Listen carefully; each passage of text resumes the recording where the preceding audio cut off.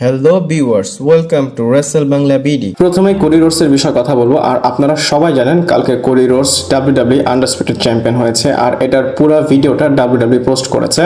তো ইউটিউবে এই কোডি রোডসের ভিডিওটার অবস্থা কি সেটা আপনাদের জানাবো। এবং আমি একটা সত্য কথা বলি, তারা যখন ভিডিওটা পোস্ট করেছে কিছু সময় আমি চেক করতেছিলাম, ডিসলাইক শুধু বাড়তেই আছে। একবার দেখেছিলাম 60,000 ডিসলাইক, আবার দেখেছিলাম 87,000 ডিসলাইক, এবং আমি যখন এই ভিডিওটা রেকর্ড করতেছিলাম তখন 100K ডিসলাইক হয়ে গিয়েছে। এবং এটা ডাব্লিউডাব্লিউ এর সবচেয়ে মোস্ট ডিসলাইকের মধ্যে একটা ভিডিও, এবং এটা 2026 সবচেয়ে বেশি ডিসলাইক ভিডিও। ওভারঅল বলতেছি, যখন rock Romain face to face হয়েছিল কোডি রোডসকে সরিয়ে দিয়ে, তখন সবচেয়ে বেশি ডিসলাইক হয়েছিল। তারপর জেউসের অনেক ভিডিও আছে যেগুলো ডিসলাইক অনেক পড়েছে, এবং কোডি রোডসের এই ভিডিওটা ইজিলি 100K ডিসলাইক হয়েছে। শুধু 100K না, এটা ক্রস করবে। আর আপনারা যদি রেশিও দেখেন, এটা 80% এর উপরে ডিসলাইক, আর এটা কিন্তু ডাব্লিউডাব্লিউ চ্যাম্পিয়নের ভিডিও। আপনারা একবার চিন্তা করেন, যে কিনা ডাব্লিউডাব্লিউ ফেস, তার ভিডিওতে এত ডিসলাইক, তার মানে কতটা আউটরেস হয়েছে এবং ফ্যানরা তাকে কত বেশি অপছন্দ করতেছে। ইভেন ইন্টারনেটে, টুইটারে, ইউটিউবে অলরেডি হ্যাশট্যাগ নো মোর কোডি এইটাও ট্রেন্ড করতেছে। ইভেন অনেকে উই ওয়ান্ট ট্রু এই কথাটাও বলতেছে। ইভেন অনেক কোডির যারা ফ্যান আছে তারা ডিফেন্ড করার জন্য রেডি আছে, তারা অনেক কিছু জাস্টিফাই করার জন্য অনেক কিছু দেখাচ্ছে, অনেক কিছু প্রুফ করার চেষ্টা করতেছে। আপনাদের একটা কথা বলে দেই, রিসেন্টলি আনরিয়েল ভিডিও এসেছিল, সেখানে যখন ডিসলাইক নিয়ে মিটিং হচ্ছিল তখন কিন্তু এটা অনেক গুরুত্ব দিয়ে তারা দেখেছে। আমি কথাটা কেন বললাম, কারণ যেহেতু ডিসলাইক দেখে যদি চ্যাম্পিয়ন তার থেকে নিয়ে নেয়, আমার মনে হয় আমরা যদি ডিসলাইক দেই, কোডি থেকে হয়তো চ্যাম্পিয়ন সরিয়ে দিবে বা তাকে হিল টার্ন করাবে। ইভেন আমি এটাও বলবো, রেসেলমিনিয়াতে যাওয়া পর্যন্ত এত আউটরেস দেখে হয়তো মাল্টিপল অনেক চেঞ্জ করবে ডাব্লিউডাব্লিউই।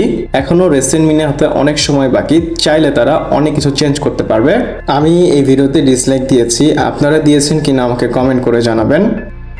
এরপর আমরা কথা বলবো ইএসপিএন এবং ডাব্লিউডাব্লিউর বিষয়। আপনারা হয়তো জানেন না, আপনাদের জানানো উচিত। ইউএসএ তে যখন ডাব্লিউডাব্লিউর পিএলই হয় তখন এটা ইএসপিএন এ আসে, বাট ইএসপিএন ডাব্লিউডাব্লিউ কে নিয়ে খুশি না। এবং ইএসপিএন যখন তাদের সাথে সাইন করেছিল, প্রথম থেকেই তাদের সাথে একটা প্রবলেম হচ্ছিল। প্রথম যে পিএলইটা এসেছিল রেসুলপুলোজা, তখন তারা এফ এবং ই এই দুইটার একটা রেটিং দিয়েছিল। তো এই রেটিং দেখে ডাব্লিউডাব্লিউর এই রেটিংটা পছন্দ হয়নি।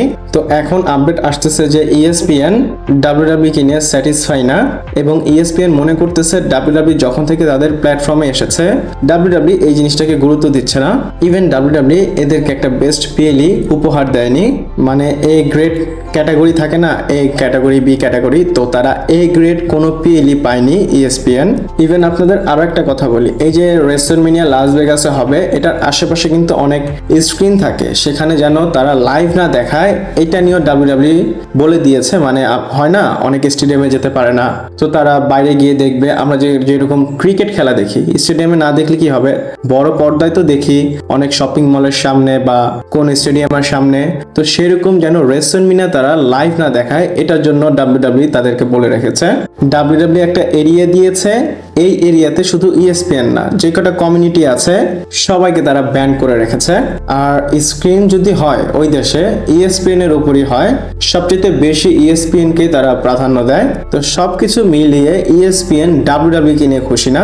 পার্সোনালি ভাই, আমিও এখন ডাব্লিউডাব্লিউর বুকিং নিয়ে খুশি না। অ্যাজ এ ফ্যান, ছোটবেলা থেকে আমি ডাব্লিউডাব্লিউ দেখতেছি, এখন যেভাবে বুকিং করতেছে, যেভাবে তারা রেস্ট্রিকশন দিচ্ছে, সবকিছু মিলে আমি আনস্যাটিসফাই। আপনারা কি আমাকে কমেন্ট করে জানাতে পারেন। এরপর আপনাদের অরিজিনাল প্ল্যান বলবো ড্রু ম্যাকিন্টায়ারের টাইটেল রেইনকে নিয়ে, আর এটা আপনারা অবশ্যই একটু কেয়ারফুলি শুনবেন, আর আপনারা শোনার পর বলবেন এটা আসলে অনেক বেশি শকিং। ডাব্লিউডাব্লিউ অরিজিনালি প্ল্যান করেছিল ড্রু ম্যাকিন্টায়ার তার টাইটেলটা ড্রপ করবে এলিমিনেশন চেম্বারে, আর এটা কার এগেইনস্টে জানেন? সেটা কিন্তু কোডি রোডস না। আপনারা হয়তো মনে মনে চিন্তা করতেছেন এটা কোডি রোডস না, সেটা হচ্ছে ট্রাইবাল চিফ রোমান রেইন্সের এগেইনস্টে। ডাব্লিউডাব্লিউ যারা আছে তারা অরিজিনালি রয়্যাল রাম্বল জেতাতে চায়নি রোমান রেইন্স কে, তারা চেয়েছিল এলিমিনেশন চেম্বারে রোমান রেইন্সকে ডাব্লিউডাব্লিউ আন্ডারস্পিটেড টাইটেল জেতাবে, তাও আবার ড্রু ম্যাকিন্টায়ারের এগেইনস্টে। আর এটা কেন, যদি রোমান এবং কোডির ম্যাচটা রেসেলমেনিয়াতে হতো, তাহলে তো কোডির অথবা রোমানের টাইটেল জিততেই হতো, তো কোডি তো হেরে গিয়েছে। এর জন্য রোমান রেইন্সকে এলিমিনেশন চেম্বারে ড্রু ম্যাকিন্টায়ার এগেইনস্টে ম্যাচ দিত এবং তাকে চ্যাম্পিয়ন বানাতো। আর এটার এন্ডিংটা কি হতো জানেন? আবার কোডি রোডস চ্যাম্পিয়ন হয়ে যেত রেসলম্যানিয়াতে। আর রোমান রেইন্স তার টাইটেলটা কোডির এগেইনস্টে আসলে ড্রপ করতে চায় না, ভিতরে অনেক পলিটিক্স হচ্ছে। এর জন্য ডাব্লিউডাব্লিউ ট্রিপল এইচ টাকলা কি করলো? রোমান রেইন্সকে সিএম পাঙ্কের সাইডে ফেলে দিল আর কোডিকে আবার রেসলম্যানিয়াতে ডাব্লিউডাব্লিউ টাইটেল দিয়ে মেইন ইভেন্টে পাঠালো। না রোমান রেইন্স পিন হবে কোডি থেকে, না কোডি পিন হবে রোমানের থেকে। কারোর সাথে কারো রাস্তা অ্যাডজাস্ট নেই, দুজন আলাদা রাস্তায় চলে গিয়েছে। আপনারা এটা মনে করেন না যে সবকিছু ট্রিপল এইচ এর জন্যই হয়েছে। ট্রিপল এইচ কিন্তু রোমান রেইন্সের যে পাওয়ার সেটা দেখেই কোডিকে সেভ করার জন্য এত কিছু করলো, না হলে কোডি রোমানের এগেনস্টে দাঁড়াতেই পারতো না। যদি অরিজিনাল প্ল্যানটা রেডি হতো তাহলে আপনারা হয়তো চেম্বারে রোমান রেইন্সকে আবার টাইটেল জিততে দেখতে পারতেন এবং রেসলম্যানিয়াতে কোডি রোডস তাকে হারিয়ে নতুন চ্যাম্পিয়ন হতো। আমি বলবো এখন যেটা করেছে একদম ভালো, না হলে ফ্যানরা রোমানকে পিন করলে ট্রিপল এইচ এর অবস্থা খারাপ করে ফেলতো। পার্সোনালি আমিও চাই না কোডি রোডস রোমান রেইন্সকে আর পিন করুক। আপনারা কি চান আমাকে কমেন্ট করে জানাতে পারেন। এরপর আমরা কথা বলবো ইথান পেজের বিষয় এবং তার যে মেইন রস্টার কলাপ খুবই ক্লোজে এসেছে। আপডেটে বলা হচ্ছে ইথান পেজকে আপনারা খুবই তাড়াতাড়ি মেইন রস্টারে দেখতে পারবেন। সে যে মেইন রস্টারে আসবে এনএক্সটির মেইন ইভেন্টে সে একটা টাইটেল সিনে যাবে।